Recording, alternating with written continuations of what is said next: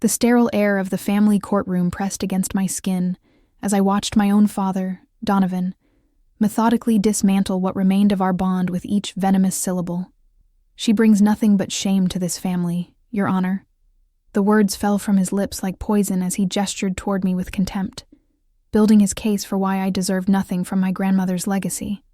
His catalog of my alleged shortcomings echoed through the chamber while I sat frozen, watching the man who should have been my greatest champion become my cruelest adversary.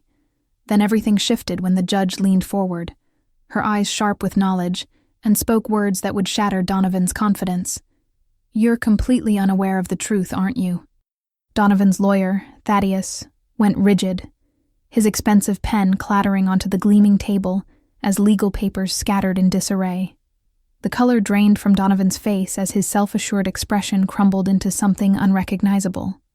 "My name is Lorelei, and never in my darkest imaginings did I picture myself trapped in this mahogany-paneled chamber, listening to my father wage war against my reputation before a judge."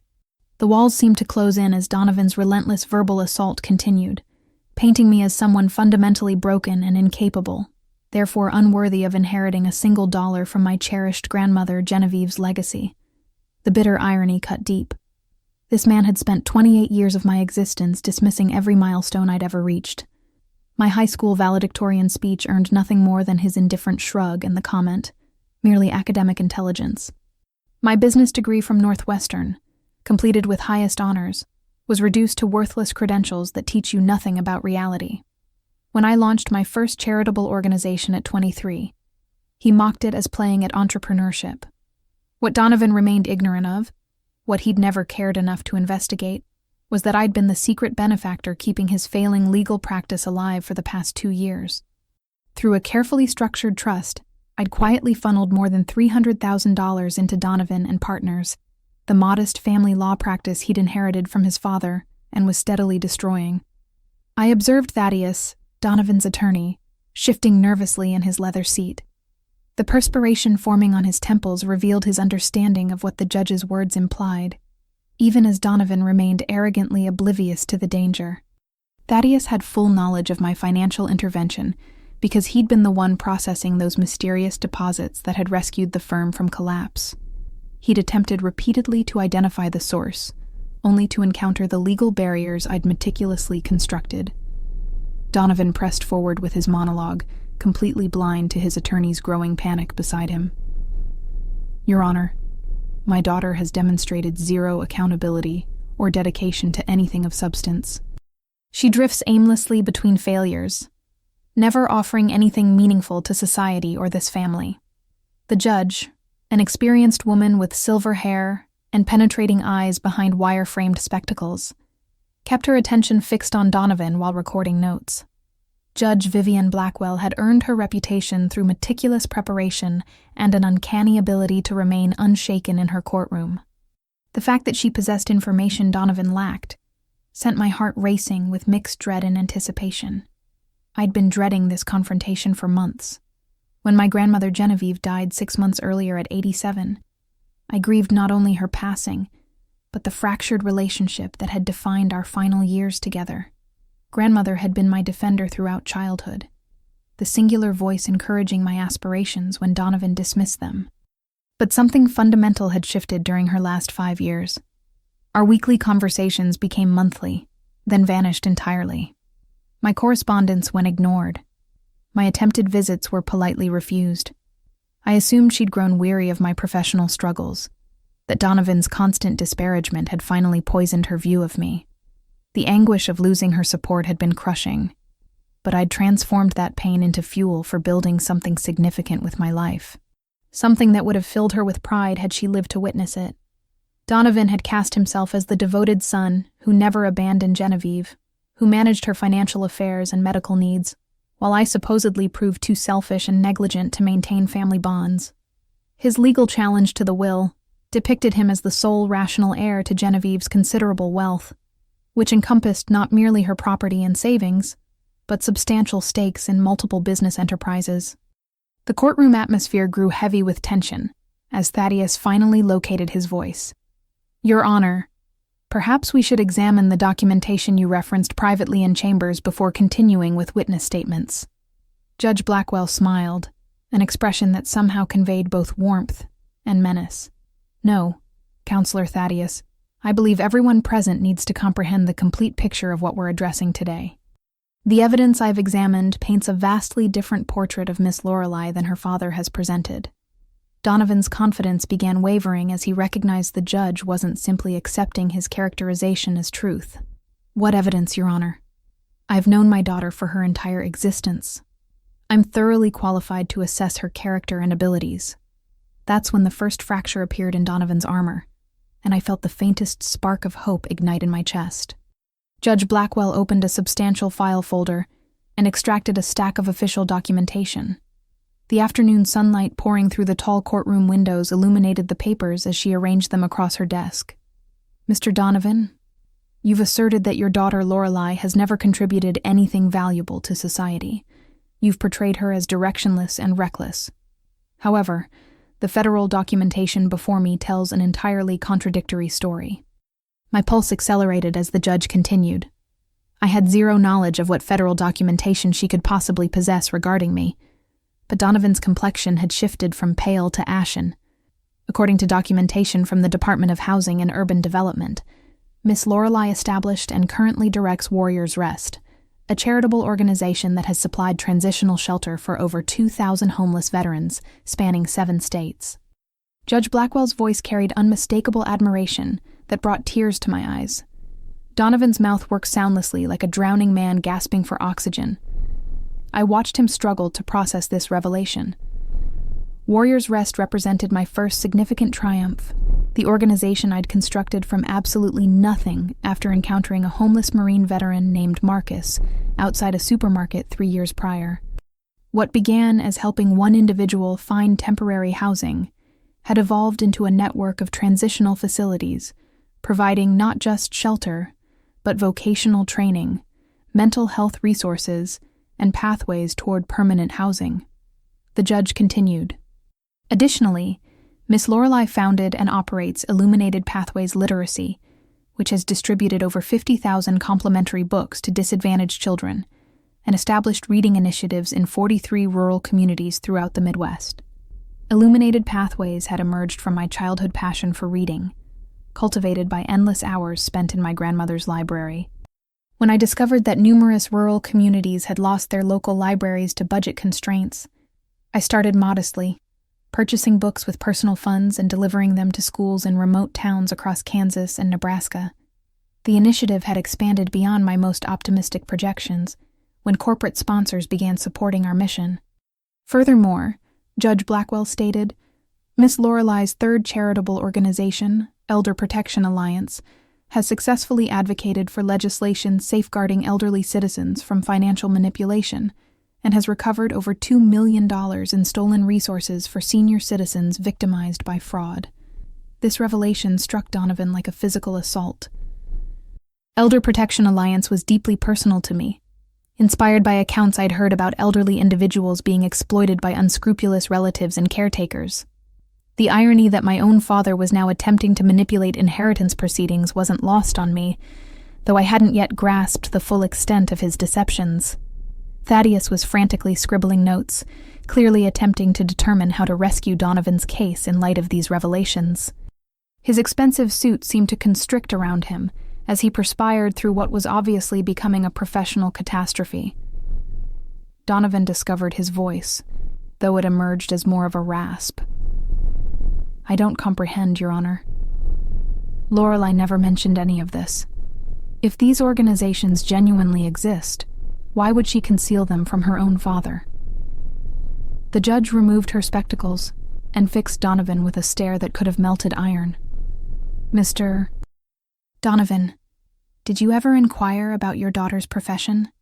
Did you ever express interest in her objectives, her projects, her existence beyond your presumptions? The silence that descended was deafening. I watched my father's face cycle through bewilderment, rage, and what might have been the genesis of shame. The reality was that Donovan had never asked about my work because he'd already concluded it wasn't worth knowing. Every conversation we'd shared in recent years had been monopolized by his own difficulties, his struggles with the law practice, his complaints about younger attorneys stealing his clients. "Your Honor," Donovan said weakly, "even if Lorelei has been engaged in these activities, that doesn't necessarily demonstrate the financial competence required to manage a substantial inheritance." Judge Blackwell smiled again, and this time it was definitely terrifying. "I'm pleased you raised the subject of financial competence, Mr. Donovan, because that leads us to another fascinating discovery." She extracted another set of documents bearing the official seal of the Internal Revenue Service. According to tax documentation, Miss Lorelei's 3 charitable organizations have collectively received over $8 million in federal grants during the past 3 years. These grants were granted based on demonstrated effectiveness, fiscal accountability, and rigorous governmental supervision. The figure 8 million hung in the atmosphere like a thunderclap. I'd never calculated the combined value of the grants my organizations had secured, but hearing it articulated so bluntly was overwhelming. More significantly, I could observe Donovan struggling to reconcile this information with his rigid perception of me as his unsuccessful daughter. Thaddeus cleared his throat anxiously. "Your Honor, while Miss Lorelei's charitable endeavors are certainly praiseworthy, the matter before this court concerns whether Genevieve's will accurately reflects her intentions regarding estate distribution." "Indeed it is, Counselor," Judge Blackwell responded, "which brings us to the question of why Genevieve might have elected to leave the majority of her estate to a granddaughter who, according to her son, had become remote and negligent in recent years." I felt a sharp pang remembering those final years with my grandmother. The gradual deterioration of our relationship had been among the most heartbreaking experiences of my adult existence. Genevieve had been my greatest advocate, my confidant, my inspiration. Her apparent rejection had motivated me to prove myself worthy of the affection she'd once demonstrated, even if she was no longer present to witness it. Donovan straightened in his seat, sensing an opportunity to regain control of the proceedings. "Precisely, Your Honor. My mother was wounded and confused by Lorelei's abandonment. She expressed repeatedly how disappointed she was that Lorelei had ceased visiting, ceased calling, ceased caring about family." The judge's expression grew profoundly serious. "Mr. Donovan, you've just addressed something critically important. Tell me precisely how you know what your mother's sentiments were regarding Lorelei's supposed abandonment." Something in the judge's tone made both Thaddeus and me straighten attentively. Donovan, however, seemed oblivious to the danger he was approaching. "Your Honor, I conversed with my mother regularly. I was the one providing care, managing her affairs, ensuring she wasn't isolated. Unlike certain people, I understood my family obligations." Judge Blackwell nodded deliberately. "I understand. And during these regular conversations, your mother expressed disappointment regarding Lorelei's absence of contact?" "Absolutely. She was devastated that Lorelei had abandoned her."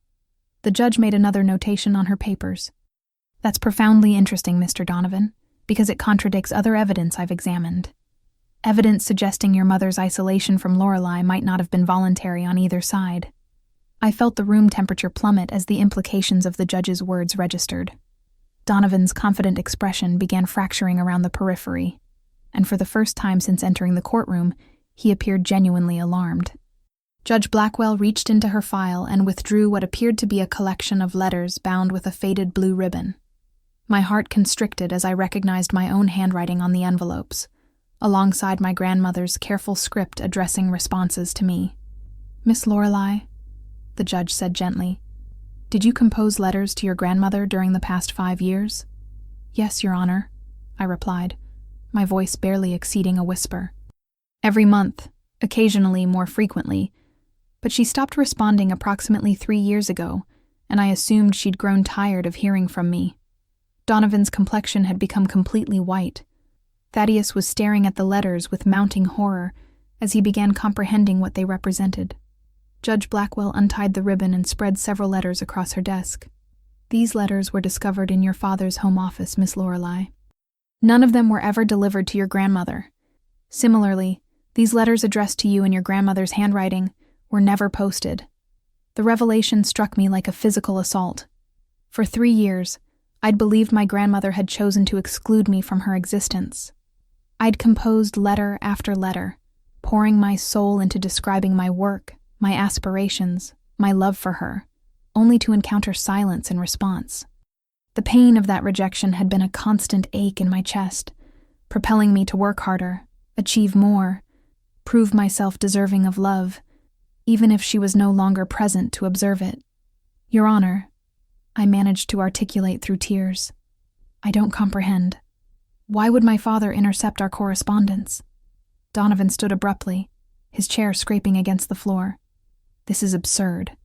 I was protecting my mother from Lorelai's selfish manipulation. Lorelai was constantly requesting money, exploiting an elderly woman's generosity." Judge Blackwell's voice sliced through Donovan's protests like a blade. "Mr. Donovan, I've read these letters. Not a single one contains any request for money. In fact, several of them include modest checks that Lorelai sent to her grandmother for her birthday and Christmas, checks that you apparently deposited without Genevieve's knowledge." The room rotated around me as this new betrayal registered. Not only had Donovan kept my grandmother and me separated, but he'd also stolen the humble gifts I'd attempted to send her. The birthday checks for $50, the Christmas money to assist with her heating expenses. The small contributions I'd hoped would demonstrate I was thinking of her, even if she didn't wish to see me. Thaddeus was frantically whispering to Donovan, probably advising him to cease talking, but Donovan seemed incapable of restraining himself. Genevieve was vulnerable. She had dementia. She couldn't make rational decisions regarding money. Judge Blackwell consulted another document. "According to medical documentation, your mother was never diagnosed with dementia, Mr. Donovan. Her physician notes indicate she remained mentally acute until the day she passed. However, these records also demonstrate that you were listed as her healthcare proxy and had convinced her doctors that she was becoming confused and paranoid." The web of deceptions was unraveling faster than Donovan could spin new fabrications. I realized that my father hadn't merely interfered with our relationship out of spite or jealousy. He had systematically manipulated both my grandmother and me to serve his own purposes. "The medical records also indicate," Judge Blackwell continued, "that Genevieve repeatedly asked her doctors about letters and calls from her granddaughter. She was informed by you, Mr. Donovan, that Lorelai was too preoccupied with her own existence to maintain family contact." I buried my face in my hands as the complete scope of my father's betrayal became evident. My grandmother had died believing I'd abandoned her, while I'd lived for years believing she'd rejected me. Donovan had stolen our final years together, robbed us both of the comfort and affection we could have shared. Donovan slumped back into his seat, the fight seeming to drain from him. "I was protecting the family interests. Lorelai was negligent, unreliable. Mother needed stability, not false promises from someone who couldn't even maintain steady employment." "Negligent?" Judge Blackwell's voice rose slightly. "Mr. Donovan, while you were informing your mother that Lorelai was too preoccupied to visit, Lorelai was constructing organizations that have positively impacted thousands of lives. While you convinced Genevieve that Lorelai didn't care about her, Lorelai was sending affectionate letters and financial support that you intercepted and stole." Thaddeus finally managed to capture Donovan's attention and whispered urgently in his ear. Donovan nodded reluctantly and sat back, apparently advised to remain silent, but the damage was already inflicted. "Your Honor," I said, finding my voice despite the emotional turbulence, "if my grandmother knew the truth about my work, about the letters I composed, would she have wanted to see me before she passed?" Judge Blackwell's expression softened. "Miss Lorelai, I have additional evidence suggesting your grandmother not only would have wanted to see you, but that she took specific measures to ensure your future despite the barriers your father had created." She reached for another file, this one marked with the seal of a private investigator's office. 6 months before her death, your grandmother hired a private investigator to locate you and learn about your current circumstances. She had grown suspicious of your father's explanations for your absence and wanted the truth. Donovan made a choking sound, but Thaddeus placed a firm hand on his arm to keep him quiet. The investigator's report details Lorelai's charitable work, her federal recognition, her positive impact on communities across multiple states. Genevieve was not only proud of what you had accomplished, but she was also furious about the deception that had kept you apart. Judge Blackwell opened the investigator's file and extracted a handwritten document. "This is a letter your grandmother composed," but never had the opportunity to send, found among her personal effects. "Would you like me to read it aloud, Miss Lorelei?" I nodded, unable to speak as tears streamed down my face. "My dearest Lorelei," Judge Blackwell began, her voice gentle but clear, "I have learned the truth about why you disappeared from my existence, and my heart is shattered, not by your absence, but by my son's cruelty in keeping us separated. I am so proud of the woman you have become, so amazed by the lives you have touched and improved. I should have trusted my instincts about Donovan's explanations years ago. I pray that someday you will forgive an elderly woman for not seeing through his lies sooner. I have taken measures to ensure that you receive what you deserve, not just from my estate, but from life itself.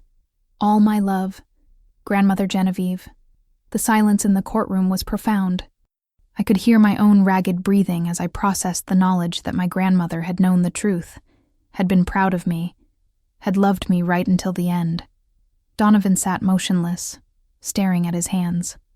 Thaddeus looked like he wanted to be anywhere else in the world, and I felt a complex mixture of grief, relief, and rage that would take years to fully comprehend. But Judge Blackwell wasn't finished with her revelations. Judge Blackwell carefully placed my grandmother's letter back in its file, before reaching for what appeared to be a legal document bearing multiple official seals. The afternoon sun had shifted, casting longer shadows across the courtroom, but the intensity in the room hadn't diminished. "Mr. Donovan, you've constructed your argument for inheriting your mother's estate, partly on your role as the responsible son who managed her business affairs and maintained the family law practice that she helped establish with your father. Is that accurate?" Donovan nodded slowly, seeming to sense another trap, but unable to avoid it. "Yes, Your Honor. Mother was a partner in Donovan and Partners. She trusted me to maintain the firm's reputation and profitability. And you consider yourself the rightful owner of the firm, having operated it for the past 15 years since your father's retirement. Of course, I've dedicated my career to building that practice." Judge Blackwell smiled, and by now I recognized that expression as deeply ominous for whoever was on the receiving end. "That's fascinating, Mr. Donovan, because according to these corporate filings from 5 years ago, your mother transferred her partnership shares in Donovan and Partners to your daughter Lorelei, making her the majority owner of the firm." The silence that followed was so complete I could hear the fluorescent lights humming overhead. Donovan's face went through a series of expressions: confusion, disbelief, denial, and finally, a dawning horror as the implications became clear. "That's impossible," Donovan whispered. "Lorelei doesn't know anything about running a law firm. She's never even worked there. Actually," Judge Blackwell continued, consulting the documents, "the transfer was quite legal and properly executed. Your mother retained a small percentage of ownership, but Lorelei became the controlling shareholder with 65% of the company. I felt like the ground had shifted beneath my chair. I had no knowledge of owning any part of Donovan's law firm. The idea seemed absurd, given how often Donovan had dismissed my business education and capabilities. Thaddeus had gone completely silent, his pen frozen above his legal pad. I suspected he was calculating exactly how much trouble he was in for accepting payments from Donovan when Donovan might not have had the authority to pay him. Furthermore, Judge Blackwell said, pulling out bank statements, the anonymous financial support that has kept Donovan and Partners solvent for the past 2 years came from Lorelei herself, channeled through her trust fund. She has been unknowingly investing in her own company. The room seemed to tilt on its axis as this revelation registered. For 2 years, I'd been watching Donovan struggle with his failing law practice, feeling guilty about his financial stress despite his constant criticism of my life choices. I had established the trust fund payments as a method to help him without damaging his pride, never imagining that I was actually supporting a business I owned. Donovan stood so quickly his chair toppled backward. "This is insane. Lorelei can't own my firm. I built that practice. I've worked there for 20 years. Mr. Donovan," Judge Blackwell said calmly, "you've been the managing partner of a firm majority owned by your daughter. The woman you've spent today describing as negligent and unfit to inherit anything has actually been your business partner and primary financial supporter for years." The irony was overwhelming, as Donovan had spent the morning arguing that I was too incompetent to manage an inheritance, while being completely unaware that I had been successfully managing and subsidizing his own livelihood. Thaddeus finally found his voice. Your Honor, if Miss Lorelei is indeed the majority owner of Donovan and Partners, then my representation of Mr. Donovan in this matter presents a significant conflict of interest. Indeed it does, Counselor, Judge Blackwell agreed, which raises interesting questions about who has the authority to make decisions about the firm's operations and expenditures. Donovan's face had gone from white to red, anger replacing shock. Lorelei might have some papers with her name on them, but she doesn't know the first thing about practicing law or running a business. Those documents don't mean anything if she can't actually do the work. Actually, Mr. Donovan, they mean quite a lot. Lorelei's business degree, her demonstrated success in running multiple charitable organizations, and her proven ability to secure and manage millions of dollars in federal funding suggest she might be more qualified to run a law firm than you assumed. I found my voice, though it came out shaky with emotion. Your Honor, I had no knowledge of owning any part of the firm. Why would my grandmother transfer ownership to me without informing me? Judge Blackwell consulted another document. According to your grandmother's private papers, she became concerned about your father's financial management of the firm several years ago. She discovered significant irregularities in how he was handling client funds and business expenses. Rather than confront him directly, she chose to protect the family business by transferring control to someone she trusted to maintain ethical standards. The word irregularities hung in the air like a toxic cloud. Donovan sank back into his chair, his face ashen once again. What kind of irregularities? I asked, though part of me was afraid to hear the answer. Unauthorized loans from the firm's client trust account, inflated expense reports, billing clients for services that were never provided. Judge Blackwell read from the investigator's report. Your grandmother's concern was that Donovan was headed toward serious ethical violations that could result in disbarment and criminal charges. Donovan made a strangled noise. Those were temporary business loans. I always intended to pay back the client account. The firm was struggling, and I had to make difficult decisions. Mr. Donovan, Judge Blackwell said sternly, borrowing from client funds is never temporary and it's never acceptable. It's embezzlement, regardless of intent to repay. The word embezzlement hit the courtroom like a lightning strike. I realized that my anonymous financial support hadn't just been helping Donovan personally. It had been preventing him from stealing from his clients to keep the firm afloat. Thaddeus was frantically packing his briefcase, clearly trying to distance himself from Donovan as quickly as possible. Your Honor, given these revelations, I need to withdraw my representation of Mr. Donovan immediately. Granted, Judge Blackwell said. Mr. Donovan, you have the right to seek new counsel, though I should inform you that the State Bar Association will be receiving copies of this file. Donovan looked around the courtroom wildly, as if searching for an escape route. The man who had entered this room confident in his righteousness and authority now faced the possibility of criminal charges and professional ruin. But I sensed that Judge Blackwell still wasn't finished with her revelations. The pile of documents on her desk suggested there were more surprises to come, and I braced myself for whatever bombshell would drop next. The transformation from Donovan's confident attack on my character to this desperate situation had been so swift and complete that I was struggling to process it all. Everything I thought I knew about my family, my relationship with my grandmother, and even my own life was being rewritten in real time. And somehow I suspected the biggest revelations were still coming. Judge Blackwell glanced at the clock on the courtroom wall and then looked directly at me with an expression that was both serious and strangely proud. Miss Lorelei, there's one more matter we need to discuss today, and it concerns your immediate future rather than your past. She reached for a folder marked with the official seal of the United States government. My pulse quickened as I tried to imagine what federal business could possibly relate to our family's inheritance dispute. 2 weeks ago, I received an inquiry from the Federal Bureau of Investigation regarding your background and character. This inquiry was part of a comprehensive security clearance investigation. My mouth went dry. I had no idea why the FBI would be investigating me, though I suspected it had something to do with the federal grants my organizations had received.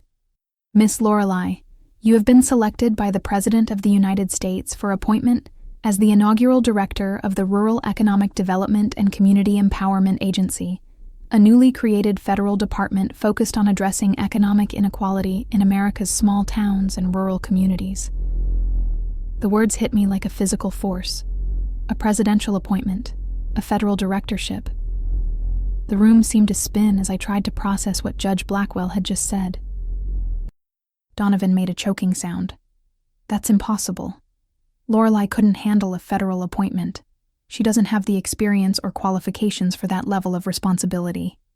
Judge Blackwell fixed Donovan with a withering stare. Mr. Donovan, your daughter's work with Warriors Rest alone has demonstrated her ability to manage complex operations across multiple states while maintaining strict compliance with federal regulations. Her success in securing and properly administering $8 million in federal grants indicates exactly the kind of fiscal responsibility and program management skills required for federal leadership. I found my voice, though it came out as barely a whisper. Your Honor, I had no idea I was being considered for any federal position. The selection process was confidential until recently, Judge Blackwell explained. Your reputation came to federal attention through your charitable work and your collaboration with various government agencies. The recommendation came from the Director of the Department of Housing and Urban Development, who has been impressed with Warriors Rest's innovative approaches to addressing homelessness. She opened the federal folder and pulled out official letterhead bearing the White House seal. The FBI background investigation is standard for all presidential appointees requiring Senate confirmation. During that investigation, they discovered the financial irregularities in your father's law practice, as well as his interference with family communications. Donovan slumped in his chair as the implications became clear. His behavior wasn't just a family matter anymore. It was part of a federal investigation into someone being vetted for high-level government service. The FBI report notes that Donovan's actions could be considered obstruction of a federal appointment process, given that his interference may have caused emotional distress that could have affected your ability to serve in federal government. My head was spinning. A presidential appointment, Senate confirmation, federal leadership. These were possibilities I had never even imagined for myself. Yet here was a federal judge telling me they were reality. Judge Blackwell continued reading from the White House letter. The proposed agency would have an annual budget of $2 billion and would coordinate rural development efforts across multiple federal departments. Your job would be to oversee programs addressing infrastructure, education, healthcare access, and economic development in underserved communities. $2 billion. The number was so large I couldn't even conceptualize it properly. Donovan's law firm struggled to manage a few $100,000 annually, and here was the federal government suggesting I could handle a budget 4,000 times larger. Your Honor, I said, still struggling to believe this was really happening. When would this appointment take effect? The Senate confirmation process typically takes several months, but given the urgency of rural development needs, the hearing has been fast-tracked for next month. However, there was some concern about potential family complications that could distract from your ability to serve effectively. Judge Blackwell looked meaningfully at Donovan. The FBI investigation revealed that your father's financial improprieties and manipulation of family relationships could create ongoing stress and public relations challenges for someone in federal service. The White House needs to be confident that these issues can be resolved cleanly. Donovan seemed to realize that his behavior wasn't just affecting our family anymore, but could potentially derail a presidential appointment. Your Honor, surely Lorelei's personal family matters wouldn't affect her ability to serve the government. Actually, Mr. Donovan, they could. Federal appointees undergo intense public scrutiny. Any ongoing family disputes, especially those involving financial misconduct, could become fodder for political opposition and media attention. The judge pulled out another document. However, there's an additional complication. The FBI investigation also revealed that your interference with Lorelei's relationship with her grandmother may have violated several federal laws. Thaddeus, who had been quietly trying to blend into the furniture, suddenly sat up straight. Donovan's face went completely white. Intercepting mail intended for another person is a federal crime, Mr. Donovan. Cashing checks made out to someone else constitutes mail fraud. Using your position as healthcare proxy to provide false medical information, is healthcare fraud. The accumulation of these charges could result in significant federal prison time. The room fell silent, except for the sound of Donovan's labored breathing. The man who had walked into this courtroom confident in his moral authority and superior judgment was now facing potential federal criminal charges that could destroy his legal career and send him to prison. "Your Honor," I said quietly, "what does this mean for my grandmother's estate and for the federal appointment?" Judge Blackwell smiled, and for the first time that day, it was a genuinely warm expression. "Miss Lorelei, your grandmother's will is quite clear. She left you the majority of her estate specifically because she discovered the truth about your accomplishments and your father's interference. As for the federal appointment, that decision ultimately rests with you. She handed me the White House letter. You have 1 week to decide whether you want to accept the nomination. The Senate confirmation hearing has been scheduled pending your acceptance." As I held the official letter in my trembling hands, I realized that my grandmother had somehow orchestrated all of this from beyond the grave. Her investigation into my life had not only revealed Donovan's deceptions, but had also likely brought my work to federal attention in the first place. Donovan sat in stunned silence, probably calculating whether he had enough money left to hire a criminal defense attorney. The tables had completely turned from the morning's proceedings, where he had been confidently attacking my character and qualifications. But Judge Blackwell wasn't quite finished with her revelations, and I sensed that Donovan's final humiliation was still to come. Donovan suddenly straightened in his chair, and I could see a familiar calculating expression cross his face. Despite everything that had been revealed, despite the federal crimes and ethical violations, he wasn't ready to admit defeat. I recognized that look from childhood. Donovan was about to make one last desperate attempt to control the narrative. "Your Honor," Donovan said, his voice gaining strength, "while I appreciate that Lorelei has apparently achieved more than I was aware of, the fundamental question remains whether she's prepared for the enormous responsibilities you've described." Judge Blackwell raised an eyebrow but gestured for him to continue. "Lorelei's success in running small charitable organizations, while commendable, hardly qualifies her for a federal directorship managing billions of dollars. If she truly deserves this appointment, it's because of the foundation I provided through my parenting and guidance. Everything she's accomplished can be traced back to the values and work ethic I instilled in her." I felt a surge of rage at his audacity. Even now, facing potential federal charges, Donovan was trying to claim credit for achievements he had spent years dismissing and undermining. Donovan warmed to his theme, apparently convinced he had found a winning argument. "Your Honor, if Lorelei accepts this federal appointment, I should be recognized as having contributed to her preparation for such responsibility. Perhaps the estate distribution should reflect my role in shaping her character and capabilities." Judge Blackwell let Donovan continue his performance, her expression unreadable. I could see Donovan gaining confidence as he spoke, convinced he was successfully reframing the day's revelations. Furthermore, Donovan continued, "If Lorelei is indeed qualified for federal service, then surely she would want her father to be proud of her achievements. I'm certain we can work out our family differences and present a united front for her confirmation hearings. The Senate will want to see that she has strong family support." The manipulation was breathtaking. In a matter of minutes, Donovan had attempted to transform himself from an obstacle to Lorelei's success into an essential component of it. Judge Blackwell finally spoke, her voice deceptively mild. "Mr. Donovan, you're suggesting that Lorelei's achievements reflect your positive influence on her development?" "Exactly, Your Honor. Despite our recent misunderstandings, I've always been committed to Lorelei's success. Any parent would be proud to see their child achieve such recognition." "I see. And you believe Lorelei's financial acumen and ethical standards stem from your guidance?" Donovan nodded enthusiastically, apparently missing the trap being set for him. "Absolutely. The foundation of good judgment and moral character comes from family upbringing." Judge Blackwell opened another file, this one containing what appeared to be bank statements and financial records. "That's interesting, Mr. Donovan, because I have additional evidence about your role in Lorelei's financial education." Donovan's confident expression began to waver. "These records show that when Lorelei was 18 and starting college, you were listed as a co-signer on her student loans. However, You used your access to her credit information to secure additional loans in her name without her knowledge or consent. My stomach dropped as I realized what she was saying.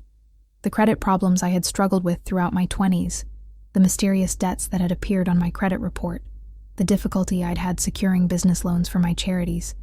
It had all been Donovan's doing. Furthermore, Judge Blackwell continued, you used Lorelai's identity and social security number to secure 3 separate business loans, totaling $150,000. These loans went into default, damaging Lorelai's credit score for 7 years. Donovan's face had gone completely pale again. Your Honor, those were family business investments. Lorelai benefited from the firm's success. Mr. Donovan, identity theft is a federal crime, regardless of family relationships. The fact that you damaged your daughter's credit while she was trying to establish herself professionally is particularly egregious. The judge pulled out more documents. The FBI investigation also revealed that you contacted several of Lorelai's potential business partners and investors over the years, telling them that she was financially unreliable and warning them against doing business with her. This revelation hit me like a physical blow. I remembered several promising partnerships and funding opportunities that had mysteriously fallen through over the years. Investors who had seemed enthusiastic would suddenly become cold and distant. I had assumed I was simply not convincing enough, or that my proposals weren't strong enough. Your Honor, I said, my voice shaking with anger. Are you saying my father actively sabotaged my business efforts? According to witness statements collected by the FBI, yes. Donovan contacted at least 6 major donors and 3 corporate partners, claiming you were unstable and fiscally irresponsible. I thought about all the rejections, all the doors that had slammed shut just when success seemed within reach. I had questioned my own abilities, wondered if Donovan was right about my lack of qualifications. All along, he had been actively working to ensure my failure. Donovan stood up abruptly. This has all been taken out of context. I was trying to protect Lorelai from making bad business decisions that would hurt her in the long run. Judge Blackwell's voice turned ice cold. Mr. Donovan, you committed identity theft, damaged your daughter's credit, stole from client accounts, intercepted personal mail, committed fraud, and actively sabotaged her business relationships. And now you want credit for her success. The accumulated weight of Donovan's crimes hung in the air like a toxic cloud. I realized that everything I had achieved, I had accomplished despite his active opposition. Every success had required overcoming obstacles he had deliberately placed in my path. The most remarkable thing about Lorelai's achievements, Judge Blackwell continued, is that she managed to build 3 successful organizations and earn federal recognition, while her own father was systematically working to undermine her at every turn. Donovan slumped back into his chair, finally understanding that his last desperate manipulation had backfired completely. By trying to claim credit for my success, he had only highlighted the extent of his sabotage and made his crimes seem even more heinous. Thaddeus, who had been quietly gathering his papers, finally spoke. Your Honor, I need to formally withdraw from this case immediately. I cannot represent someone facing potential federal charges for identity theft and mail fraud. Judge Blackwell nodded. Granted. Mr. Donovan, you will need to find new legal representation, though I should warn you that the federal prosecutor's office will be receiving a full copy of this file. Donovan sat in stunned silence, finally understanding that his attempts to manipulate the situation had only made things worse for himself. The man who had spent the day attacking my character and competence was now facing federal criminal charges and the complete destruction of his reputation. But I could see from Judge Blackwell's expression that she had one final revelation that would complete Donovan's downfall and my vindication. Judge Blackwell gathered all the documents spread across her desk and looked directly at me with an expression of profound respect and admiration. The afternoon sun had shifted again, casting a golden light through the courtroom windows that seemed almost symbolic of the clarity that had emerged from this devastating day. Miss Lorelai, based on all the evidence presented today, this court hereby validates your grandmother's will in its entirety. You are awarded the full inheritance, including Genevieve's house, her savings, her investment portfolio valued at $1.2 million, and her shares in various business ventures. The number hit me like a thunderclap. $1.2 million plus property and investments. My grandmother had been far wealthier than I had ever imagined. Additionally, Judge Blackwell continued, you are hereby recognized as the legal majority owner of Donovan and Partners, with all rights and responsibilities that entails. You now have full authority over the firm's operations, personnel decisions, and financial management. Donovan made a choking sound, but Judge Blackwell wasn't finished. Mr. Donovan, this court finds that your interference with Lorelei's inheritance, your interception of personal mail, your identity theft, and your other fraudulent activities constitute grounds for restitution payments. You are hereby ordered to repay Lorelei the full amount of damages caused by your actions, including the value of the intercepted gifts, the cost of credit repair, and estimated lost business opportunities, totaling $300,000. $300,000. The amount was staggering, but more important than the money was the recognition that Donovan's sabotage had been real and systematic. Furthermore, the judge said, consulting her notes, the State Bar Association will receive a full report of your ethical violations. Federal prosecutors will review the evidence of mail fraud, identity theft, and other potential federal crimes. Donovan seemed to shrink into his chair as the full scope of his situation became clear. The man who had entered this courtroom confident in his superiority was now facing professional ruin, financial devastation, and potential prison time. Judge Blackwell turned back to me. Miss Lorelei, regarding the federal appointment, the decision is entirely yours. However, I should note that your handling of this family crisis with dignity and restraint has impressed federal observers. Your character has been tested under extreme circumstances, and you have demonstrated exactly the kind of integrity the government seeks in its leaders. I took a deep breath, finally finding my voice after hours of shocking revelations. Your Honor, I accept the presidential nomination. I believe I can serve the American people effectively while honoring my grandmother's memory and the values she taught me. Excellent. The Senate confirmation hearing is scheduled for 3 weeks from today. You'll be contacted by White House personnel to begin the preparation process. I looked at Donovan, sitting defeated and silent in his chair. Despite everything he had done to me, despite years of sabotage and betrayal, I felt more sadness than anger. The father I had always hoped would be proud of me had instead been my greatest obstacle. Your Honor, I said quietly, regarding Donovan and Partners and my father's future, I would like to make a proposal. Judge Blackwell nodded for me to continue.